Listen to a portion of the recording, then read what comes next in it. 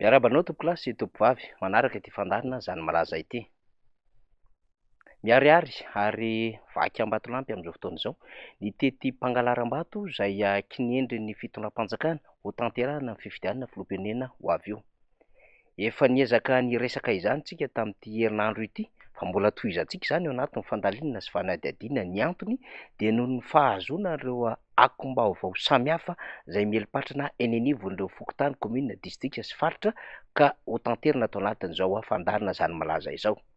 Efa niresahantsika teo ny Tranganisy tany Morondava ary efa niresahantsika ihany koa ny zava-misy tany Marilambo tao anatin'ny fandarina miara-manonja, ary efa nitondra fanazavana tamin'ny alalan'ny fionana tamin'ny mpanao gazety raha toa ka niaraka tamin'ny vahoaka teny amin'ny fokontany Ambatomalaza, komina ambanivohitra Alasora, ny filoha Marc Ravalomanana nanamarika ny fisian'ny baiko sy fampivoriana izay ketrehan'ireo chef district, indrindra ny tany anatin'ny distrika ny Marilambo, ka ny chef district no manaisotra chef fokontany ary mitetika ny an'olo izany. Tahaka izany ihany koa ny vaovao voaray ho an'ny teto Antananarivo renivohitra fa solombavambahoaka ny Madagasikara no mamory chef fokontany, ary ao anatin'izany ny baikony tsy maintsy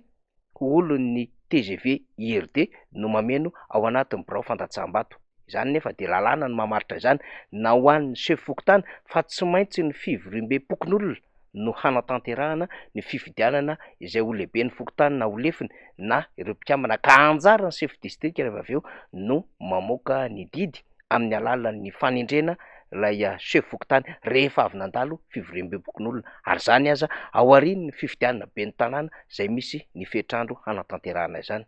Tahaka izay ihany koa ny mpikambana eo anivon'ny birao fandatsaham-bato dia ny fivoriam-be-pokon'olona no manamarina ny fametrahana ireo solitena hiatrika izany, satria solitena pokon'olona ary tsy maintsy ao anatin'ilay fokontany no mpikambana ao anatin'izany birao fandatsaham-bato izany, ary voasoratra anarina sy mifidy ao anatin'ilay birao fandatsaham-bato. Dikan'izany tsy azo tefitefena na tendrena avy ety ambony arak'izay fanirian'ny solombavambahoaka izay namory tamin'ity herinandro ity tato anatin'ny faritra Antananarivo renivohitra no hametrahana ireo mpikambana eo anivon'izany birao fandatsaham-bato izany. Ambarantsika fa vaky Ambatolampy izany tetika fangalaram-bato izany ambonin'ny zavatra hitan'ny birao politika ny antokotiko Madagasikara raha niazo ny tany Maivatanàna ny sekretera jeneraly Rina Randriamasinoro, ary niaraka nanamarina ny voasoratra ao anatin'ny lisam-pifidianana ho an'ireo olom-pirenena izay tokony hanefan'ny didiny amin'ny volana Novambra ho avy io, ary ao anatin'izay fanavaozana tanteraka ny resaka lisam-pifidianana izay dia voamarina fa misy lisitra hafa izay nalefa ny CENI eny anivon'izany fokontany izany. Azo antoka zany fa misy lisitra marobe nalefa ny CENI ankoatran'ilay lisitra hanaovana fanamarinana, satria izany lisitra hafa izany dia miresaka ny aminy hoe reto olona reto tokony hanaovana fanentanana hiditra ao anatin'izany lisam-pifidianana izany. Ahoana no ahafantaran'ny CENI foibe ireo lisitra na ireo olona izay tokony hanaovana fanentanana ho ampidirina, ary ahoana ny efa ahafahan'ny CENI manototra lisitra hafa ivelan'ny lisitra izay efa novolavolain'izy ireo, izay iny lisitra iny no tokony hanaovana fanamarinana, satria ireny no nitetezan'ireo mpanisam-pifidy na agent recenseur ny vahoaka isam-batan'olona sy isa-tokantrano nandritra ny fotoana nanaovana ny fanisanam-pifidy, ary mbola ao anatiny moa tsika hatramin'ny faraiky amin'ny 30 ny volana May. Ny voasoratra de hoe lisitra ireo olom-pirenena mbola tokony entanina isoratra anarana ao anaty lisam-pifidianana. De ato aoriana ato de milaza mihitsy le arrêté zany, le arrêtagen'le izy hoe nofaranana ho 7telonjato ny isan'ny mpifidy amin'ity lisitra ity. Zany hoe 370 zany reto olona reto mbola tsy voasoratra anarana fa nahazo an'ity lisitra ity. Rehefa nanontaniana moa tety amin'ny fokontany hoe ahoana ny nahafantaranareo an'reto olona tokony mbola hoentaniny reto, de namaly izy hoe avy any amin'ny CENI ity lisitra ity fa tsy zareo no nanao azy. De ny antony fisian'le lisitra ozy de hoe ho amarinina ato amin'ny fokontany ato anaty lisitra raha efa ao le olona, raha tsy ao le olona dia hosoratana ato anatin'le carnet. Ka zay zavatra zay ilaina ny fitondran'ny CENI fanazavana n'izay zavatra zay, satria mampiteraka aia be zany hoe avaizy ty lisitra ity no tonga mivantana ety amin'ny fokontany, maninona ny ety amin'ny fokontany ny amena mission anentana an'reto olona reto. de izy reto olona reto ahoana no ahafahana hoe hosoratanao anatin'le carnet reto rehefa avy eo raha tsy midina ifotony zany ny antokotiko Madagasikara am'ireo rafitra rehetra sy ireo tompon'andraikitra samihafa ao anatin'izany antoko izany tsy ahita trangan-javatra tahaka izao ho an'ny eto Madagasikara. Lisitra ivelan'ny lisitra zay anaovana fanamarinana resahantsika teo fa tetsy amin'ny cité universitaire zay misy an'ireo mpianatra ny amin'ny ambaratonga ambony ary mipetraka amin'ny R+3 dia nanao fanamarinana ihany koa izy ireo fa raha efa jato no soratra anarana ao anatin'izany listim-pifidianana zany ary notontona an'ireo mpanisa mpifidiny sy ny isan'andro isan'andro dia akory ny agagan'izy ireo fa 20 monja no voasoratra anarana am'ireo mpianatra monina eny amin'ny R+3 eny amin'ny cité universitaire. Zaha hitanareo mpianatra marobe mipetraka amin'ity trano ty efa amin'ny efajato fa ny mampalahelo am'izao efa na mandeha ny senina no recensement tao aminay ho ary isan'andro zareo mandeha foana efa tany amin'ny fokotany zay maro de sava fa amin'olona efajato de 20 ihany ao anatin'ny liste oary tsy zahay foana maro ny tratra tsara marina efa nisy mpianatra nifidy tao taloha tao anaty liste izy efa nijerevana koa de tsy hita very zany zonay tsy hainay izy ny alianay reo rehetra reo sy ny fampiasana ny ratsan'ny fitondram-panjakana amin'ny alalan'ny préfet amin'ny alalan'ny chef district amin'ny alalan'ireo tompon'andraikitra eny fotony any fokotany dia samy hatsapana avokoa amin'izao fotoana izao ary indrindrandrindra moa ny famatsiana fitaovana sy fikarakarana ny indemnité na ny tambin-karaman'izy ireo ho ambony kokoa mihoatra ny taloha dia hatsapana ho isika fa tena misy tetim-pangalaram-bato izao fifidianana izao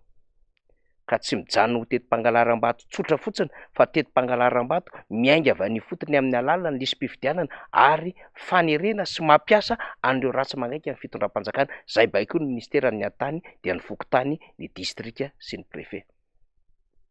Minimikipy eo anatrehan'izany anefa ny ministry-ny antany raha ohatra ka izany fandikan-dalàna goavan'izany ny tokony any hony hevitra saingy minimikipy izy mangina tao anatin'ny herinandro zay nanaovana fanairana faobe ny amin'ny hoe misy an'ireo tompon'andraikitra eo anivon'ny distrika sy ny fokotany manao fanatanterahana ny mission araky ny efa navoaka ny filoha Marc Ravalomanana avy amin'ny Ramatoa Simonina izay manome mission ho isika an'ireo chef fokotany hanodina ny listim-pifidianana ary hanao fanerena ankolaka ihany koa sy efa manao propagande amin'ny fomba ampandaniana any ANR. Ity tranga ity dia mbola tsy nisy teto Madagasikara na tamin'ny fotoana ny bulletin multiple aza zao moa isika mampiasa bulletin unique zany hoe bileta tokana no hanovana taratasy fandatsaham-bato sy safidy fa tamin'ny fotoana ny bulletin multiple zany na bulletin izay avy any amin'ny candidat no manolotra azy makany anivon'ny ministeran'ny antany na ny vomera mikarakara izany dia tsy nahitana fraude na nahitana anomalie tahaka izao na nahitana ihany koa mety hoendrika fangalaram-bato mialoha ny fotoana amin'ny ankapobeny dia ao anatin'ny vanim-potoana nisy inony zay hoe fitaterana ny vokatra izay no tena na enona resaka fanodinana vato fa tsy aty amin'ny vanim-potoana hanaovana fanisana mpifidy na amin'ny alalan'ny refonte na amin'ny alalan'ny révision annuelle na ny RAL izany fa ity tena mbola any anatin'izay fanatanterahana ny refonte izay ho ampiasaina mandritry ny volon-taona no misy zay tetika fangalaram-bato izany.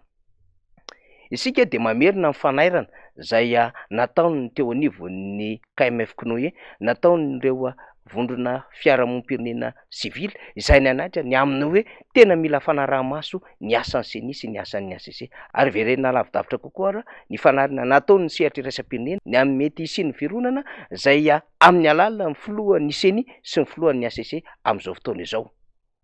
To manamarina izany aya rehetrarehetra sy fanairana zay efa nataony sehatra iraisam-pirenena sy nataony vonim-pirenena sivily ary indrindrandrindra ny antoko politika izany ny zava-misy amin'izao fotoana izao satria tena fisavoritahana ifotony ny amin'ity listim-pifidianana ity. Tsy magaga izany satria ny fanjakana raha moa tsy mahay mamoaka lisitra amin'ny alalan'ny vatsi-tsinjo tosika fameno komity loharano tsy mahay manao lisitra amin'ny alalan'ny digitalisation amin'ireo mpianatra eny anivon'ny anjerimanontolo ary tsy mahavita mamoaka zay karatra biometrika ara-dalàna izay ka ahoana ny inona fa afaka hanao lisy mpifidianana ara-dalàna izany fanjakana izany. Raha ohatra ka lista amanetsiny aza tsy vitana, mainka moa amatapitrisany no ezahana hotratrarina. Mamperitreritra avokoa ary manainga antsika olom-pirenena hihetsika ary hakandraikitra manoloana n'izao fanainina fanapotehana ny zo isam-batan'olona izao ny fihetsika ataon'ny seny sy ny fitondram-panjakana. Fa manaitra ihany koa sehatra politika rehetrarehetra, na inona mety ho firoana ary na inona mety ho tsangakeviny mba hijoro manoloana zao fahatsoana bevava ataon'ny seny izao. Ahoana na tahaka n'inona ny fahamarinana ny fifidianana ho avy eo raha tahatahaka izao ny fomba fiasan'izany seny izany. Mampametra-panontaniana avokoa izany ary tsy ny seny irery ihany fa ny ACC izay hanamarina ny alabato amin'ny alalana fahamoahana voka-pifidianana, satria ny ACC irery ihany ho isika no afaka mamoaka izany. Zany zava-misy, zany malaza, mankasitraka tompokolahy, mankatelina tompoko vavy.